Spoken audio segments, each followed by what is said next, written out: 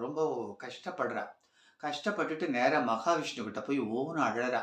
"என்னால பூமியோட பாரம் நாளாவடத்துல ஏறிண்டே போறது. நான் என்ன பண்றதுன்னு தெரியலையே! என்னாச்சு? என்னாச்சுன்னு?" கேட்கும்போது, அரக்கர்கள்லாம் ரொம்ப ஓவரா இது பண்ணிட்டு இருக்கா. அவளோட அட்டகாசம்லாம் தாங்க முடியல.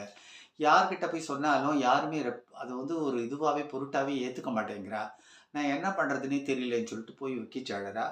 ராவணன்ற அரக்கனோட கொடுமை ரொம்ப ஜாஸ்தியா இருக்குன்னு சொல்லிட்டு அவ ரொம்பவே பேர் சொல்லியே சொல்றா. அந்த சுமையெல்லாம் நான் எத்தனை நாள் தாங்கின்னு இருப்பேன் அப்படின்னு சொல்லிட்டு ஓன்னு அழுத உடனே மகாவிஷ்ணு சொல்றார். அவருக்கு மனசு கேட்கவே இல்ல. "ஐயய்யோ! அப்படியாம்மா?" அப்படின்னு சொல்லிட்டு பரிவோடு கேட்டுட்டு, "கவலைப்படாதேம்மா.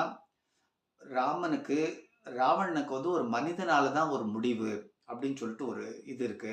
இந்த அரக்கர்களோட நடவடிக்கைகள நல்லவங்களும் திசை மாறி போயிடுறாங்க. இப்படி பலத்தால எல்லாம் கிடைக்கணும்னா, நாம ஏன் வன்முறைய கையாள